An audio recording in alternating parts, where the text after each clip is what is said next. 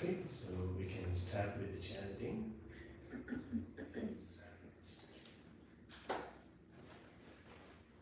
Namo tassa bhagavato arahato samma sambuddhassa.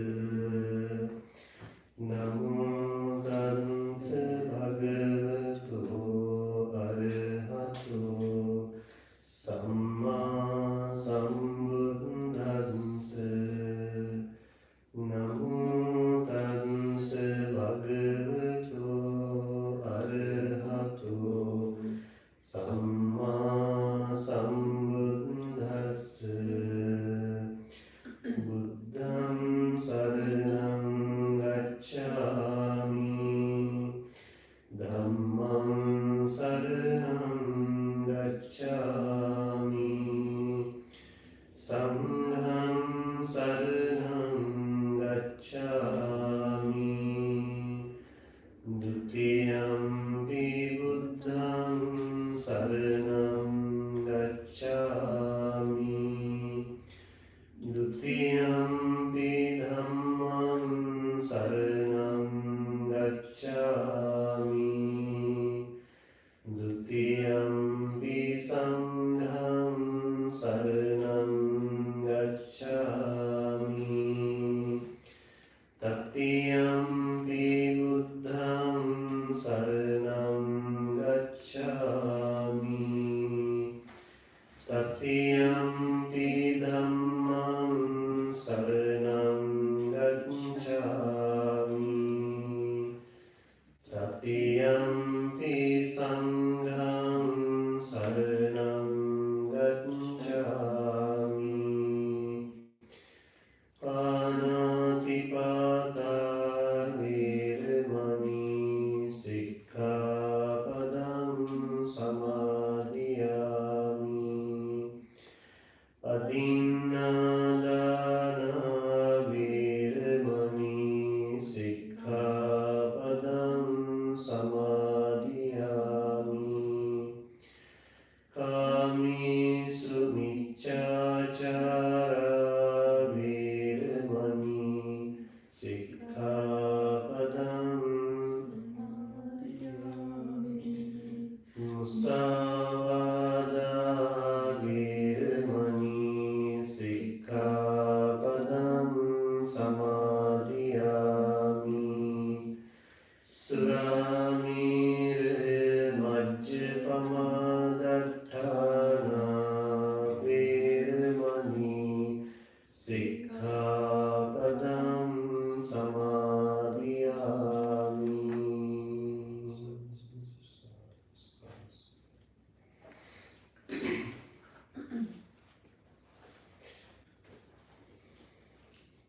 Okay, let's take a couple of minutes to relax our body and calm the mind.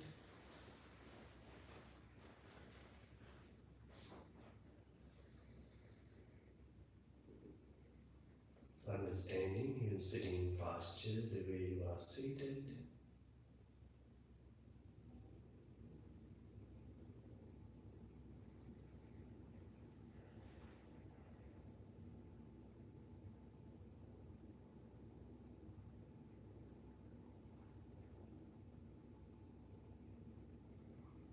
Feeling your entire body with the mind.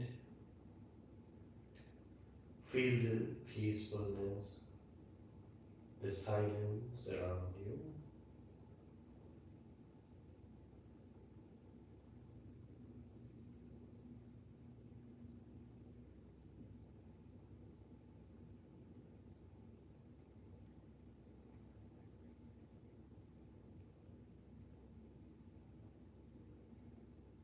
And taking a few deep inhalations and exhalations, releasing any tension and negative energies from your body,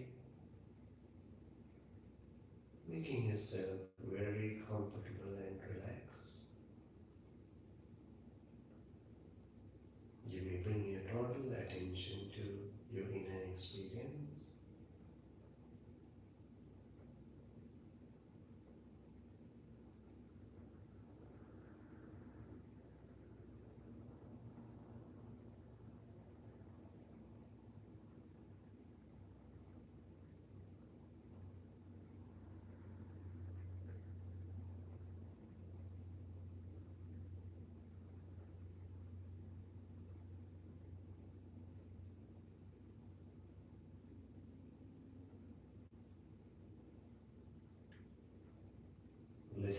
all the thoughts, memories, and mental images from the mind.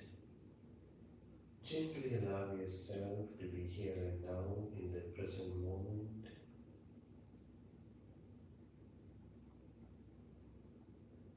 As you pay your mindful attention to your physical body, your physical reality at this moment.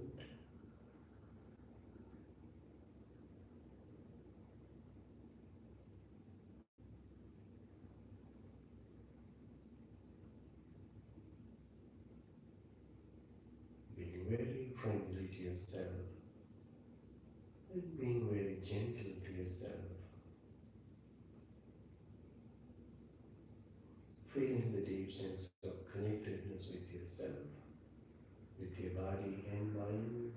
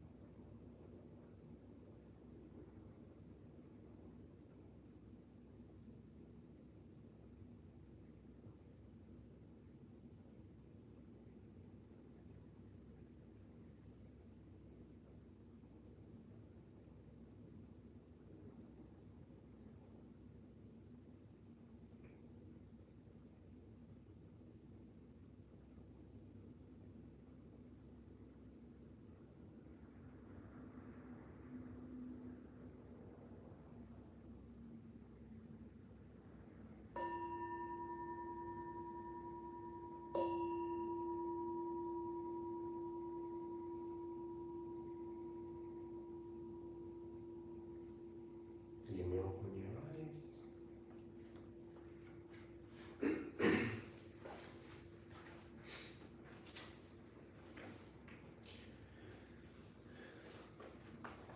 Okay, dear friends, today we are going to start discussing on the Girimananda Sutta, important part of the teachings of the Buddha.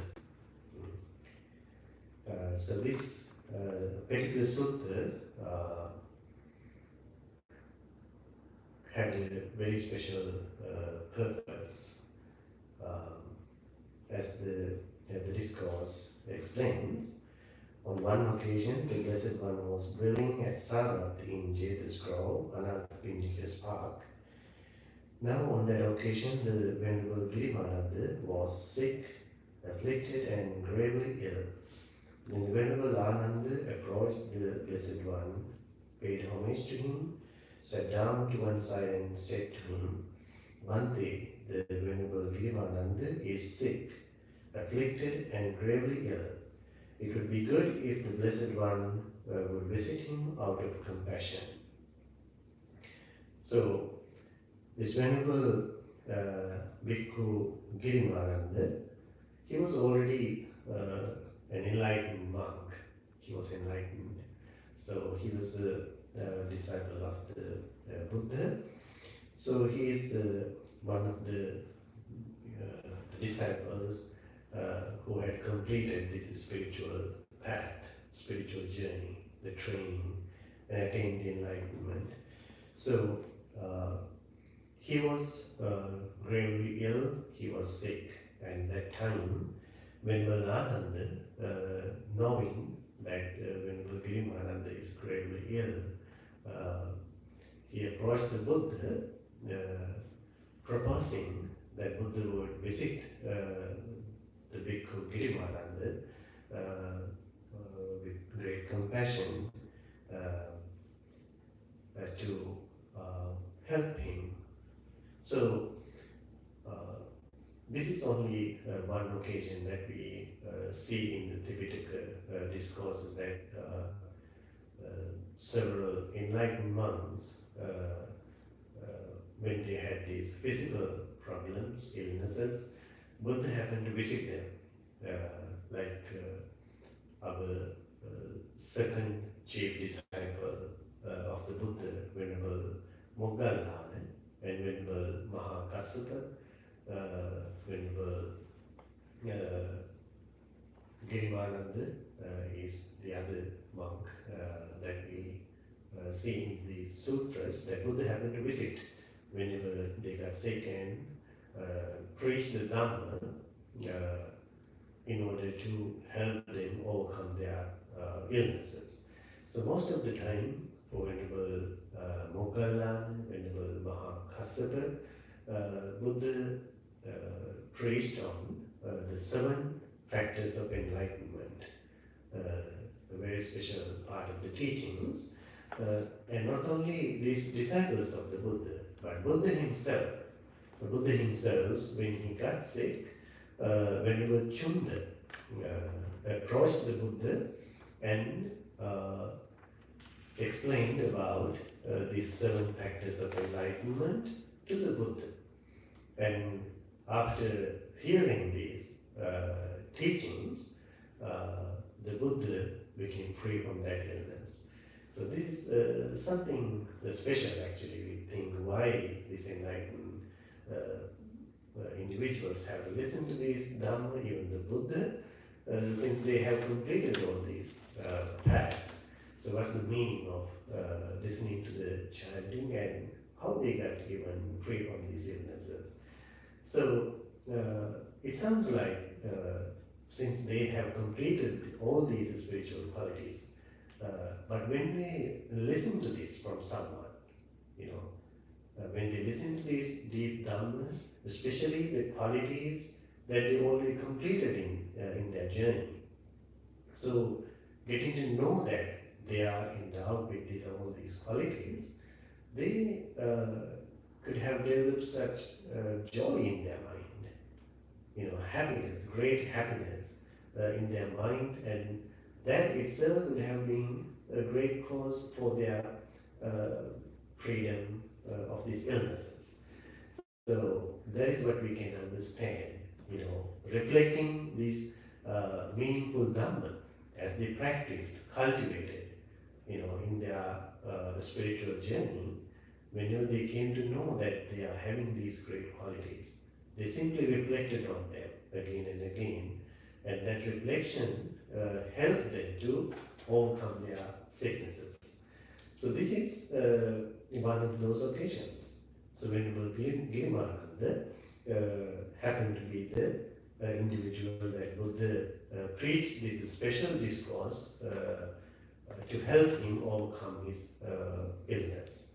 So this is not that Buddha directly preached the Dhamma to the sick monk, but the Buddha taught this Dhamma to Venerable Ananda, the chief attendant of the Buddha, when he approached the Buddha.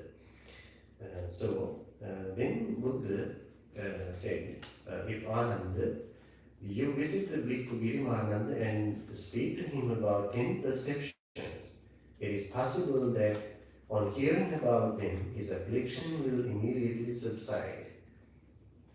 What are the 10? So Buddha explained to Venerable Ananda, if Ananda, you visit Venerable Girimananda and explain these 10 perceptions, explain to him about these 10 perceptions, after hearing them, he will be free from that illness right away.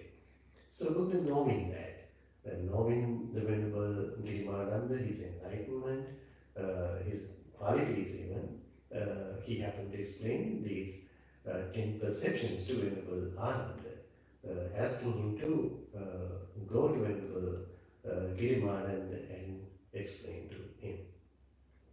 So from that point, Buddha explains about these 10 perceptions. So before we start actually going into these 10 perceptions, this is a very important part of the teachings of the Buddha. There are lots of teachings about perceptions. So, in several discourses, Buddha explains about the distortions of perceptions or misperceptions that people have in their life. So, what are these misperceptions? Hmm? People have wrong understanding about things. So, these wrong perceptions are explained as uh, to think about things as permanent, to take things as permanent, to think that things are existing as the same, even forever, unchanging, to have this permanent existence. So this is one of them, one distortion of perception. And the other perception is to understand, to identify these worldly conditions to be happy.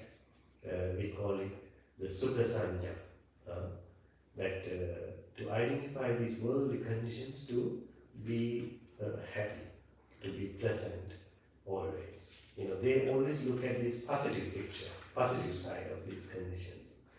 And according to the Dhamma, it is one of the wrong perceptions. Mm. And the third one, very common wrong perception, is the self. To identify these worldly conditions, even this body, these sensual experiences, the sense basis even, as me, mine, myself. So this is another wrong perception. So as one of the main purposes of this Dhamma practice is to completely eradicate or let go of all these wrong perceptions through the right understanding and following all the necessary Dhamma, basically the following of Noble Eightfold Path. So these are the wrong perceptions. So here in this particular discourse, in the Girimananda Sutta, Buddha explains about the right perceptions, or the positive, spiritual, or acceptable perceptions. So these are very valuable reflections, actually. When you think about in a very practical level,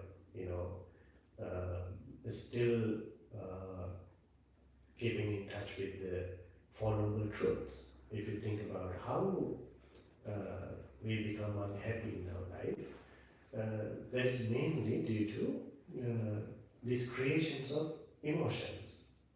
How we deal with them, right? How we interact with these emotions. And even when you think about how these emotions are created in our brain, in our system, there's a certain mechanism behind that, right? So that is the process. Normally people have these wrong perceptions, and then they react to these emotions negatively. Okay, so if we think about these actions and reactions are to be brain activities, by cultivating, by practicing, by introducing these right or the correct perceptions, this is how we reverse that process in ourselves, in our brain even. This is how we correct our thinking. This is how we correct our attitudes even to these emotions. So therefore we can see this Girimananda Sutta to be having a very special value of cognitive psychology, as we know. The Buddha, the Lord Buddha, to be the incomparable psychologist, psychiatrist, exactly. We can see how he uses these important cognitive skills, how we should change our thinking patterns even, to reverse these negative processes in ourselves. This is how we can directly look at these steps as where Buddha happened to use these important practical techniques in order to be free from suffering. You know, so therefore, these reflections, these perceptions are very important to realize, understand, and even to apply in our everyday life. And also, as we can see, these different perceptions are actually different types of meditation techniques, as they are explained in the Dhamma. In many discourses, we can see each of these perceptions are to be considered as different individual meditation objects. So they can be taken as individual meditation objects and can be cultivated. You know, we can train our mindful attention on each of these perceptions. Okay, so let's see how Buddha explains these 10 perceptions. The number one, ignorance. Okay.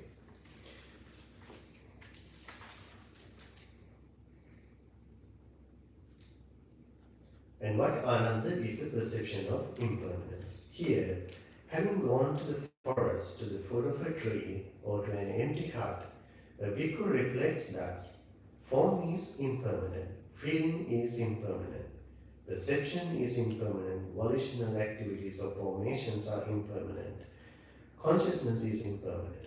Thus he dwells contemplating impermanence in these 5 aggregates subject to clinging.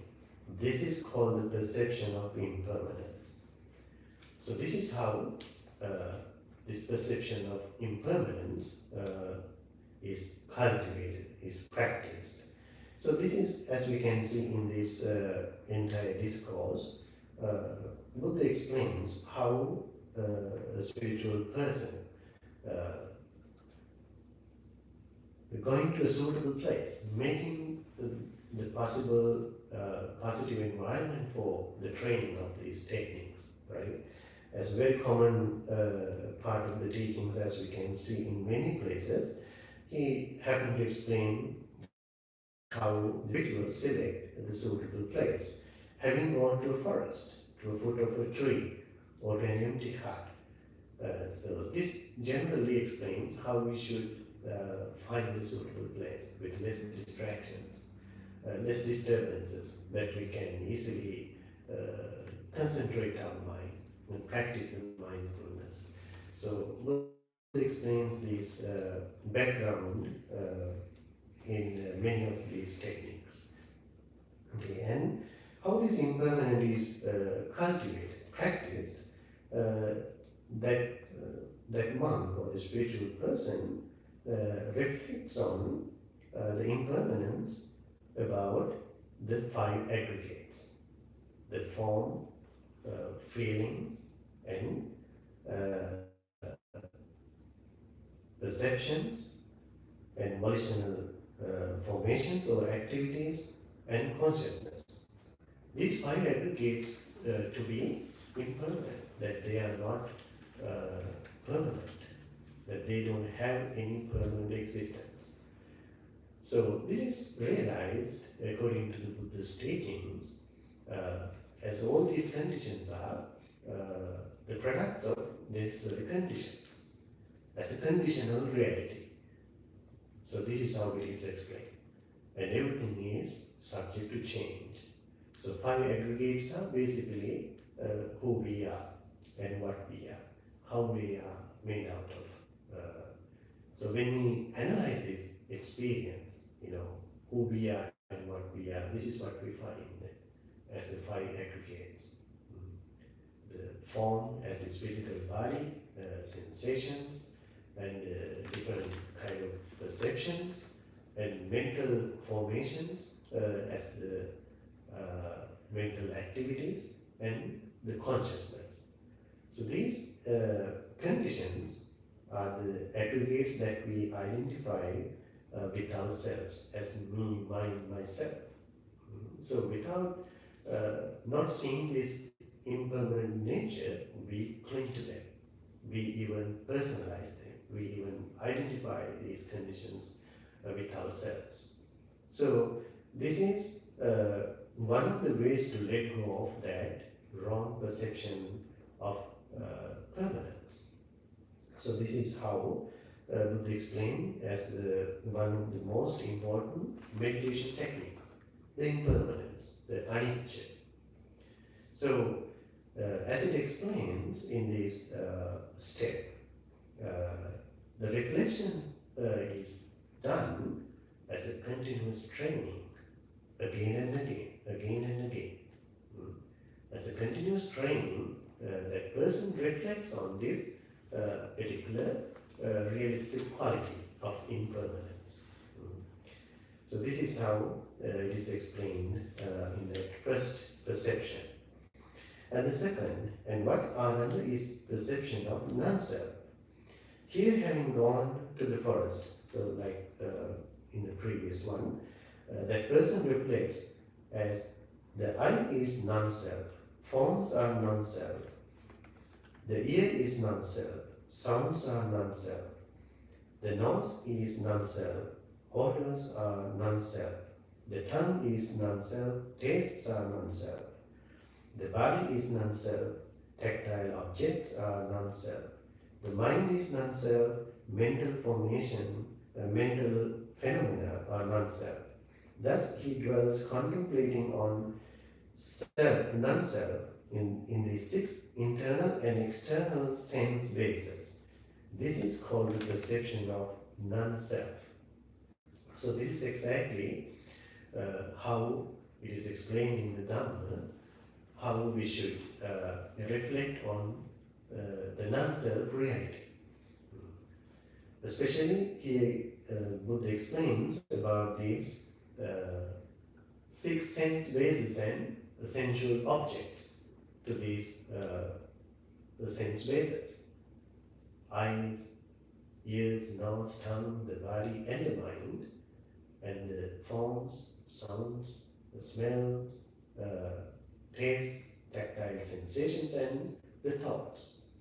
So all these conditions are reflected according to the perceptions of non-self.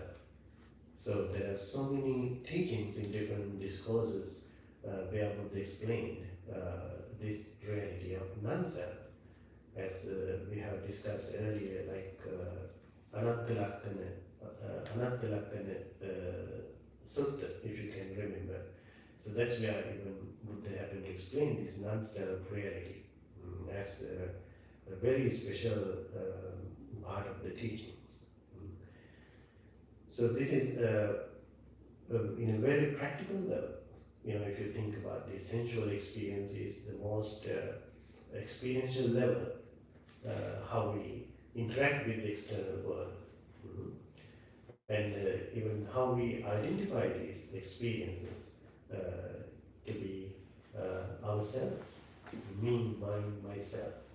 And this is how we develop the sense of belonging, sense of attachment, craving, and all these things. So, as one of the wrong perceptions, which is the self, identification, is completely understood in this method. That is the second one.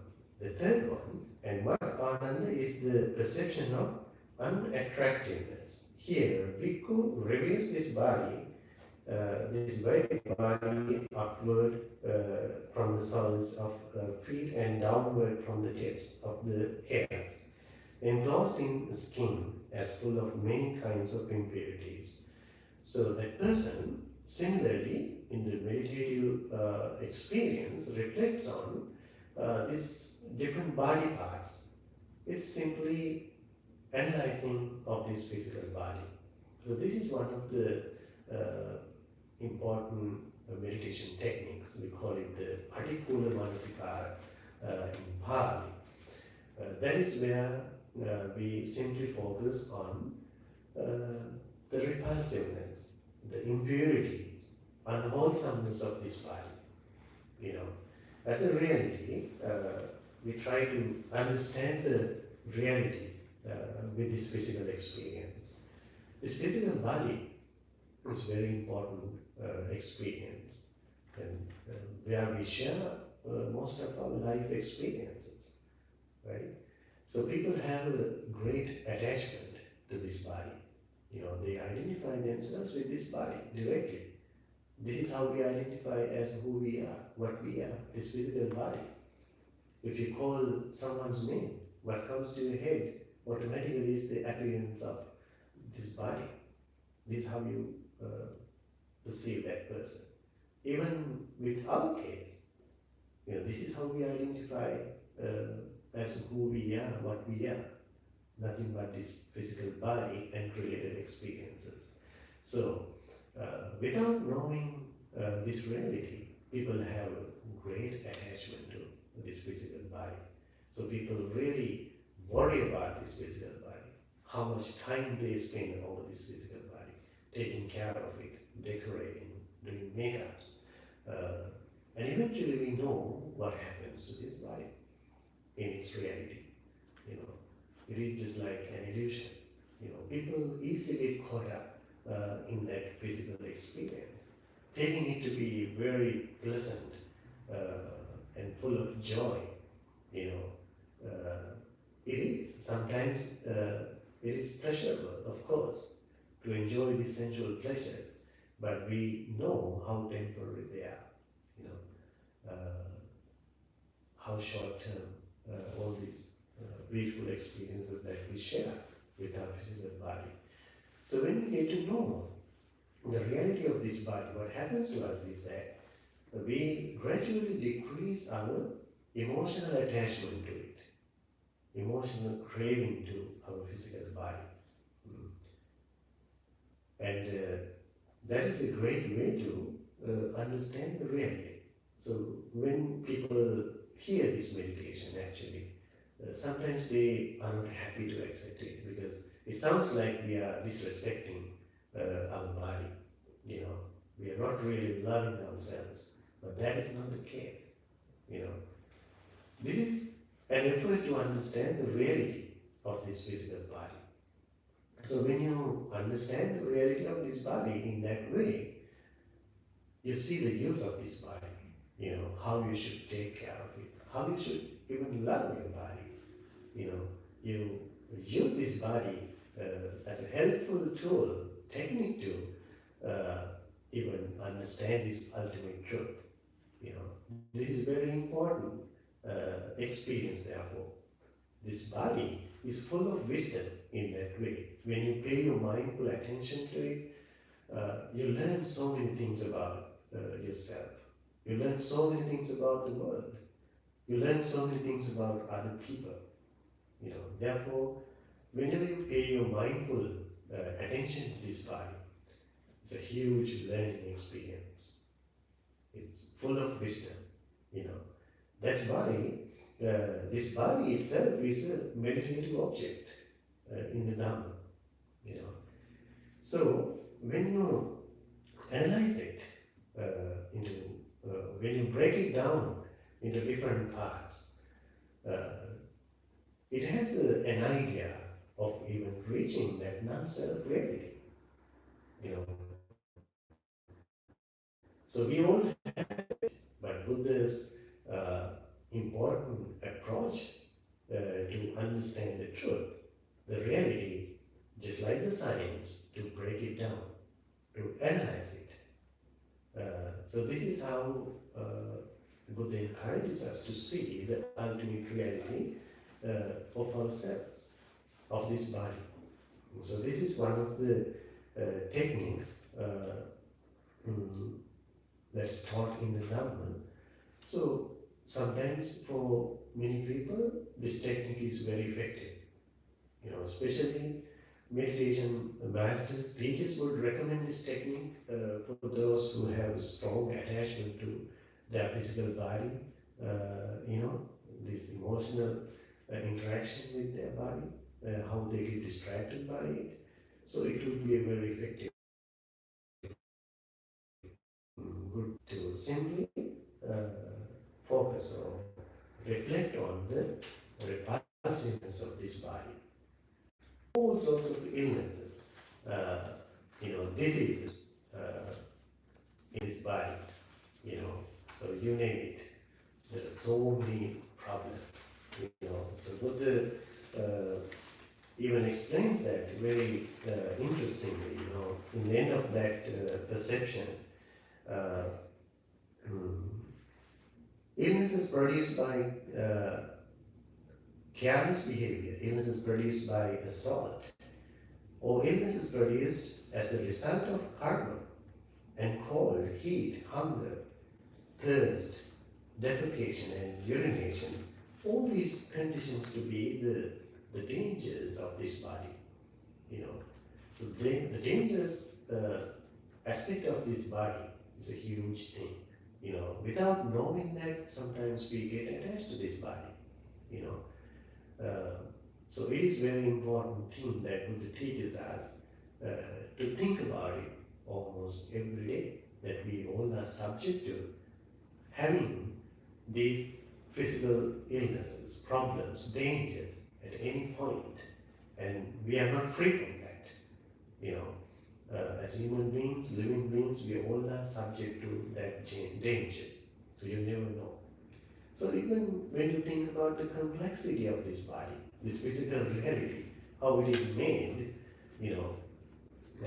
how our brain works, our neuron works, our physical activities, hormones, chemicals, how even this simple wiring goes wrong in our system, how it can be the end. When you think about this inner work of the body, it's a total mystery, So that reminds me of a friend of mine, he used to come to our meditation a long time ago. He's an aircraft engineer, and once he told me that, Bhante, I would never fly in an airplane. And I asked why. I know you are an aircraft engineer, why you are afraid of flying? Then he said, that is because, Bhante, I know how it is made.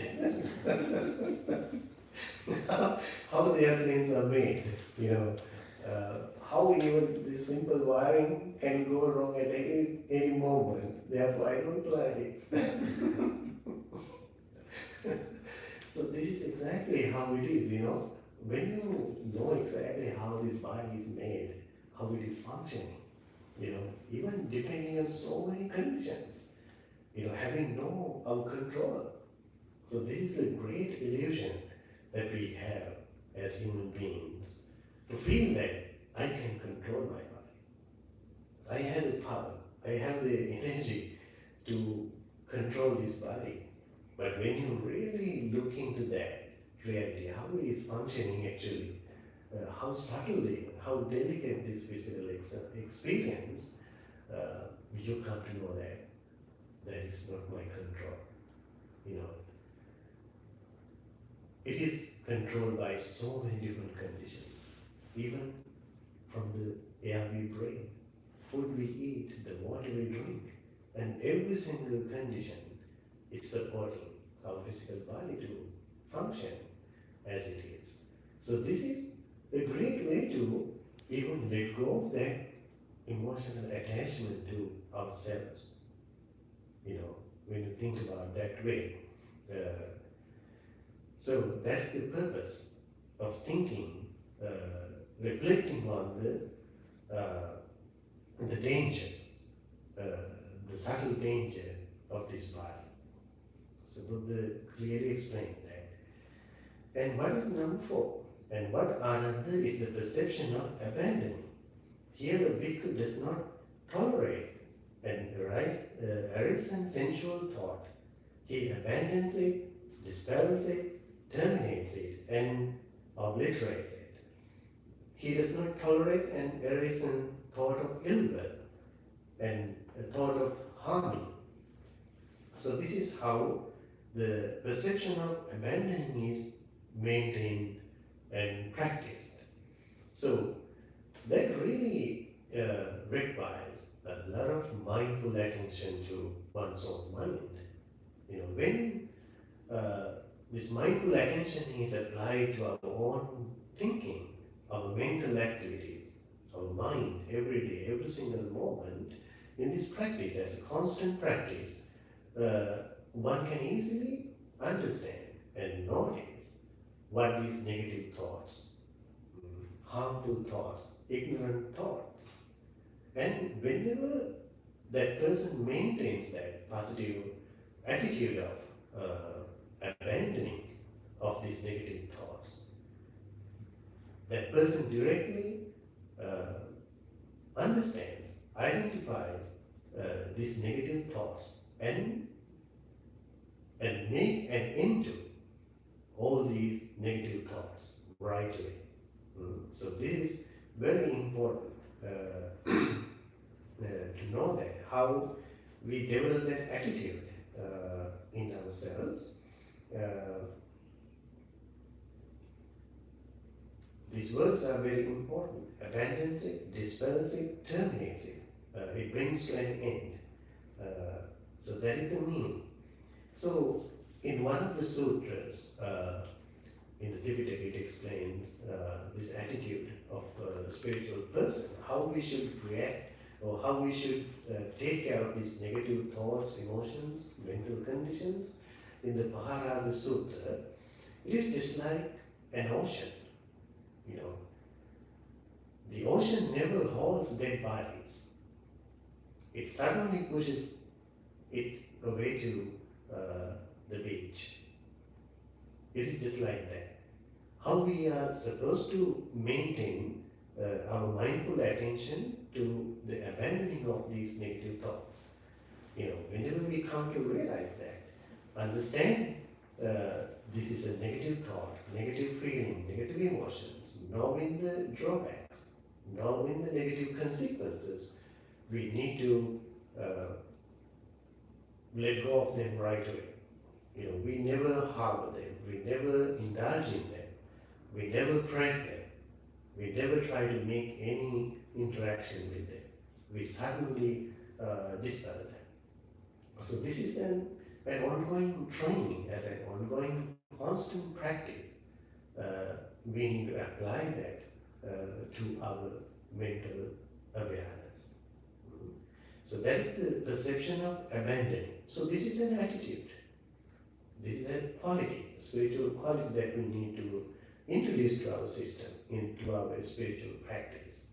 So it is done as a meditative technique, in a meditative level, and even as a meditation you can do it in your everyday life when you are not with closed eyes, right? So you can do it at any time, as long as you maintain that spiritual connection with yourself, as long as you are aware of your mental activities, you know, what is going on, what is happening in your mind. So you suddenly come to realize what is harmful to you, what is negative to you. So as you develop this attitude of abandoning of these negative thoughts, you dispel them, you put an end to these negative thoughts. So it is an attitude we need to cultivate little by little by little. So that is the perception of abandoning. And then number 6, what Ananda is the perception of dispassion. Here, having gone to the forest, to the root of a tree, or to an empty heart, the bhikkhu reflects thus. So this is kind of a result of practicing these previous perceptions. You know, as one cultivates these correct spiritual positive perceptions, this is what happens to such a mind.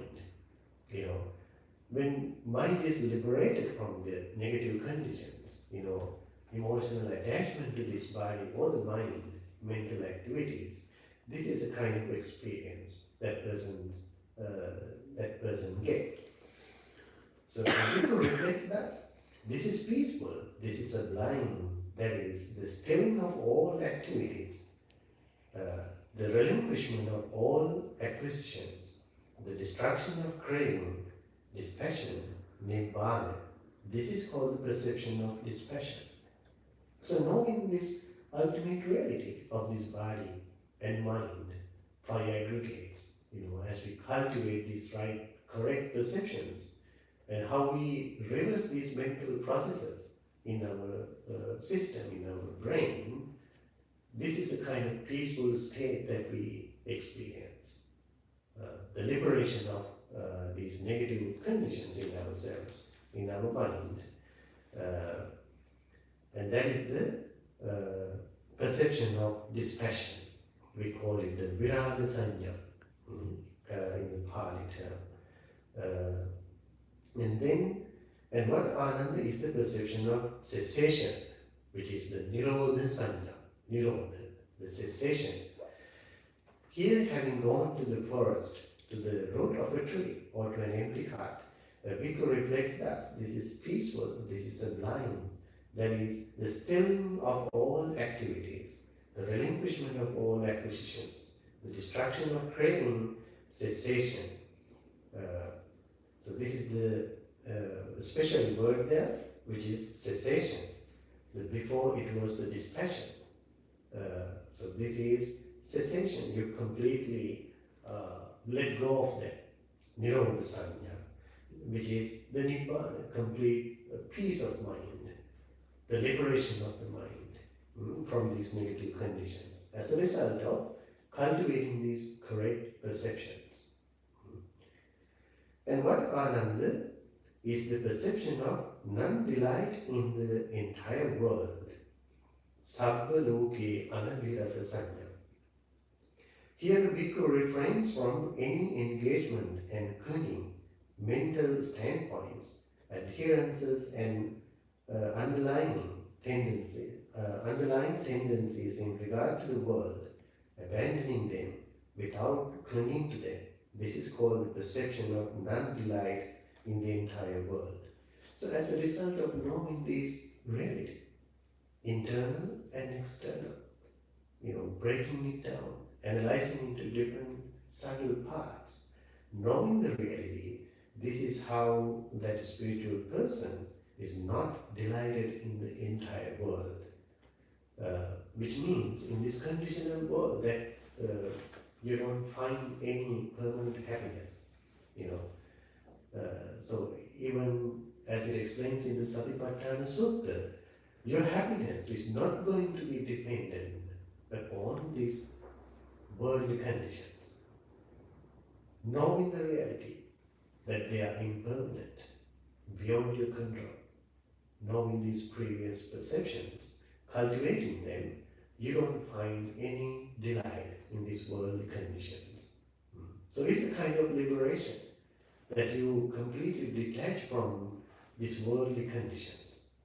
So that is where completely you pay your attention, your mindful awareness to your inner experience.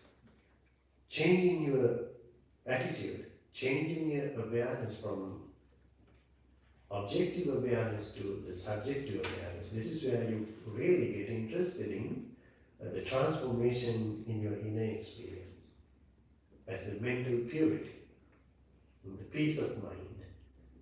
So in this point, you're completely understanding the working of this body and mind, your happiness, your suffering, how these things are conditional, and basically understanding, the complete understanding of the working of the five aggregates, So this is where you never find this delight in these worldly conditions, ever-changing conditions. And then what ananda is the perception of impermanence in all conditioned phenomena.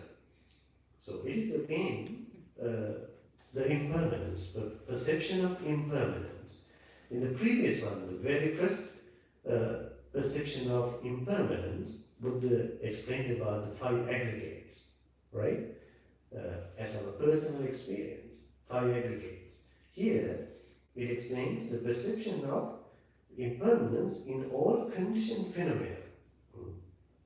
Here, bhikkhu is repelled, humiliated, and disgusted by all conditioned phenomena. This is called the perception of impermanence in all conditioned phenomena. So this is also very special analysis of the Buddha. How we should reflect on the products of this sensual experience. You know, eventually, what we identify as the pleasant sensations, unpleasant sensations, neutral sensations.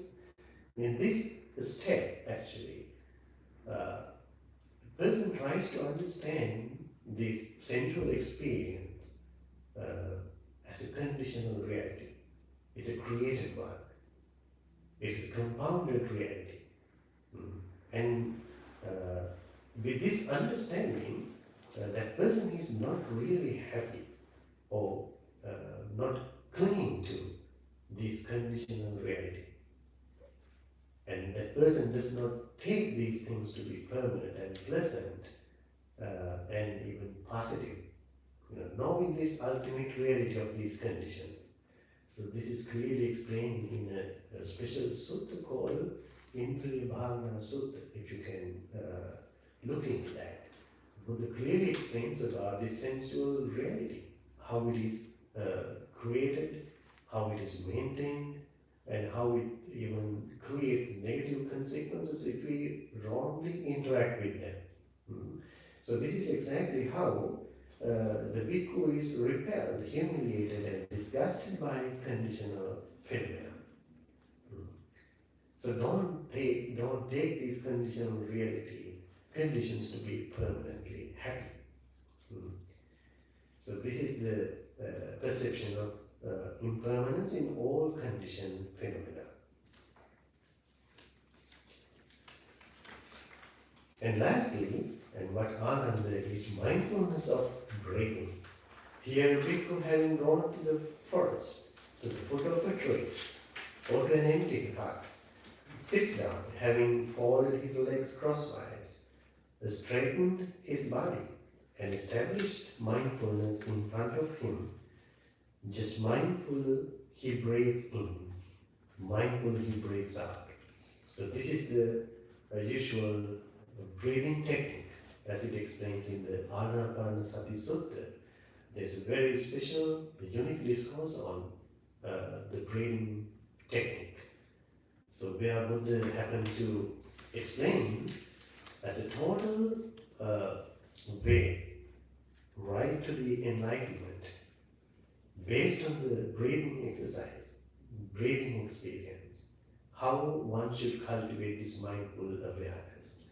You know, that covers in 16 steps, covering so much Dhamma, covering the 4 foundations of mindfulness, 7 factors of enlightenment, 4 noble truths. This kind of very important Dhamma are reflected in that discourse. This is how we should cultivate and practice the breathing technique, focusing on these different Dhamma. So it's very interesting, very important how one should cultivate the mindfulness awareness on the breathing. So it's very much detailed in that step. Buddha clearly explains that the technique of Anapanasati, the breathing technique, step by step. So that is the end of these 10 perceptions. And Buddha said, if Ananda, you visit the bhikkhu Girimananda and speak to him about these 10 perceptions, it is possible that on hearing about them, he will immediately recover from his affliction. Then when the Venerable Ananda had learned these 10 perceptions from the Blessed One, he went to the Venerable Girimananda and spoke to him about them. When the Venerable Girimananda heard about these 10 perceptions, his affliction immediately subsided. The Venerable Girimananda recovered from that affliction, and that is how he was cured of his affliction. So that is the end of this Girimananda Sutta. So, very important parts of this discourse, actually, we can see how Buddha explained about this the practice, of an individual, or a bhikkhu or a yogi, how one should find a suitable place for cultivating these techniques, and even the other important teaching, as we can see in this discourse, how one should practice and cultivate or maintain these perceptions repeatedly. Mm. That is the meaning of Paccavekkhati or even Itipatisanchikkati. Uh, so that is the meaning. Repeatedly, again and again, according to these perceptions, we reflect, we analyze, we continuously apply this mindful awareness to these perceptions. So this is how we are supposed to actually kind of unfold this reality within our body and mind to see its ultimate truth. So these 10 perceptions are actually, if you take a look at these individual perceptions, these are individual meditation objects, you know. So one may not be able to cultivate all these techniques at once, but in our choice, according to our choice, we can select whatever the technique we are comfortable with. These techniques can be different from person to person depending on their characters, their predispositions, their path itself, their interests, their characters. So these techniques can be very beneficial if we cultivate them. So we can find these as very effective techniques to overcome our suffering, our negativities in our mind. Uh, it is having this spiritual value in one way, as it is directly connected to this spiritual fact, the spiritual awakening. As Buddha deeply explained this important Dhamma, the ultimate Dhamma is explained there, as he addresses these important Dhamma factors, as we can see. And also, it has a very good healing aspect too. People use it as a paritha, as a chanting to listen to, from time to time, especially whenever people get sick in this Buddhist tradition, they listen to this chanting and get healed. So if you know the meaning, as you listen to it, it can be very meaningful. It can be very beneficial. You know. So do we have any questions?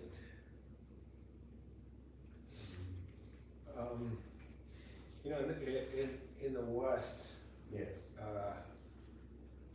when in different religious traditions, you hear about like healings, and it's sort of attributed to what we call like supernatural activity kind of thing, like Okay. as if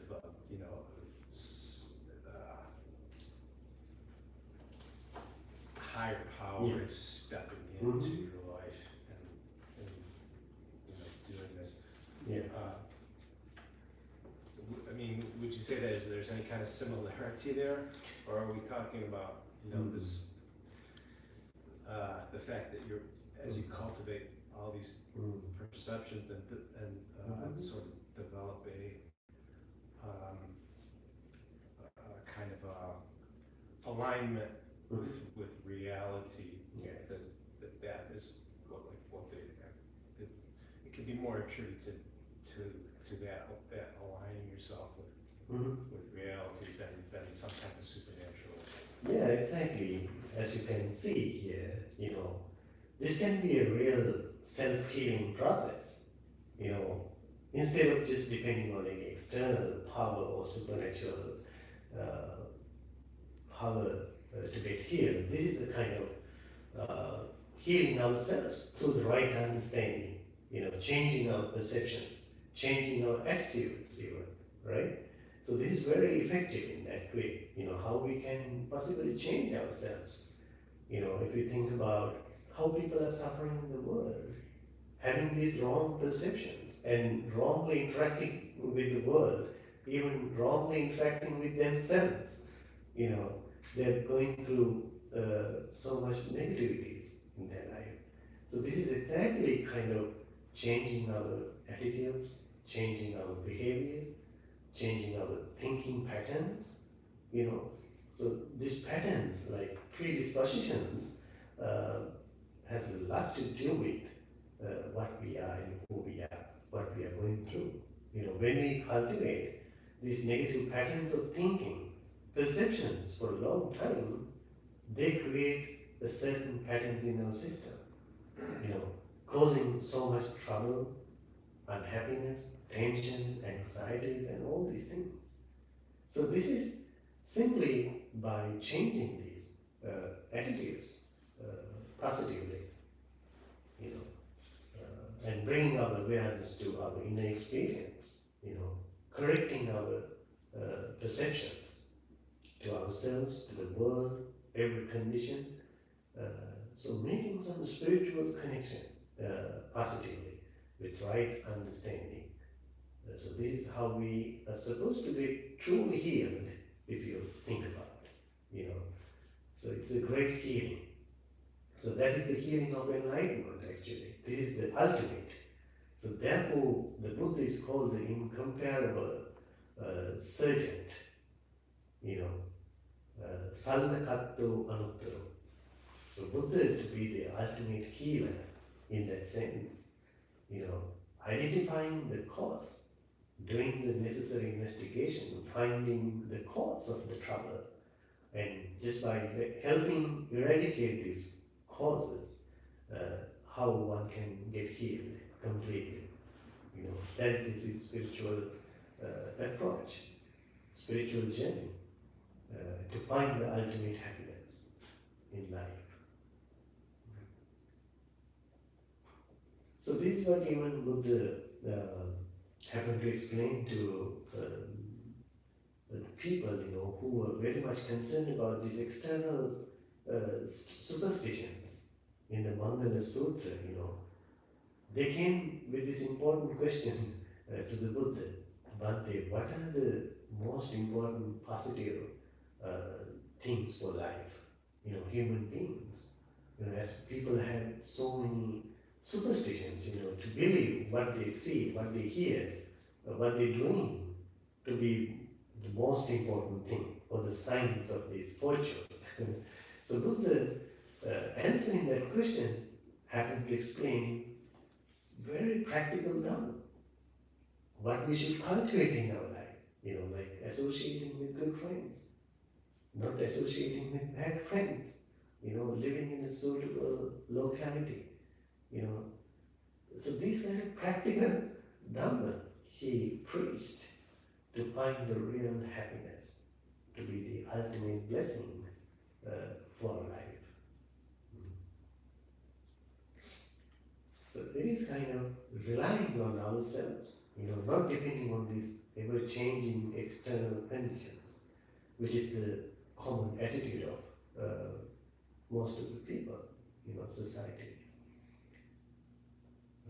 So it is basically understanding how we are supposed to take this responsibility,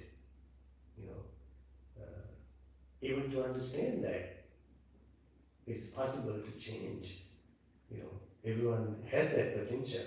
If we can really change our perceptions, how we look at this world, look at ourselves, to understand the truth in that way,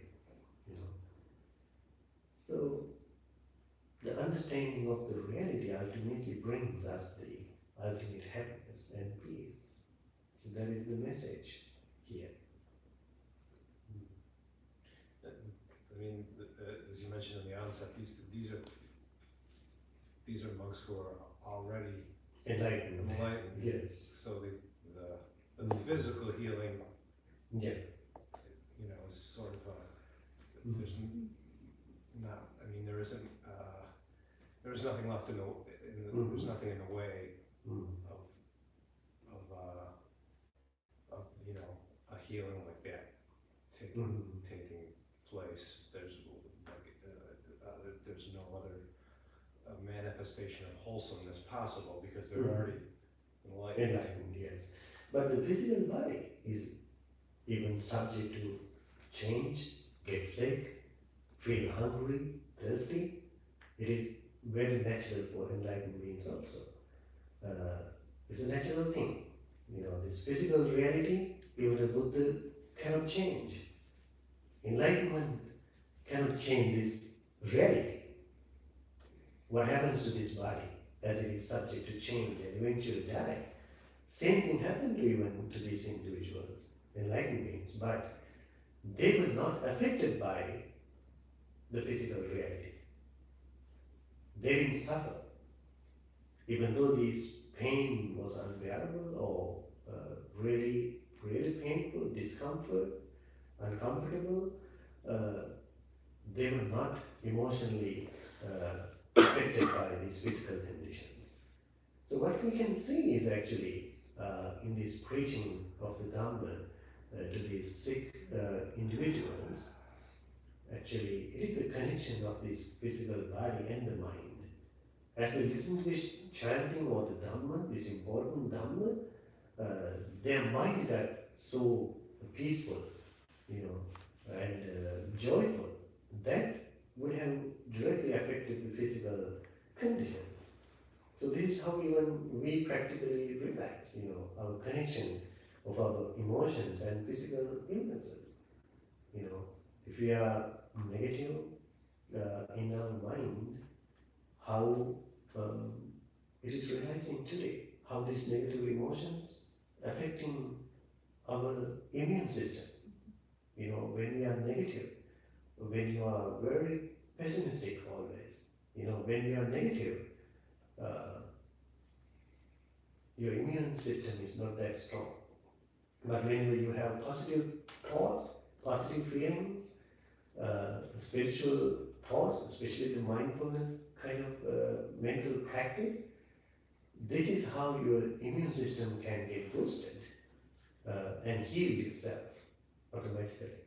So we can see this connection, how this mental purity would have affected their physical condition and being completely free from that. You know.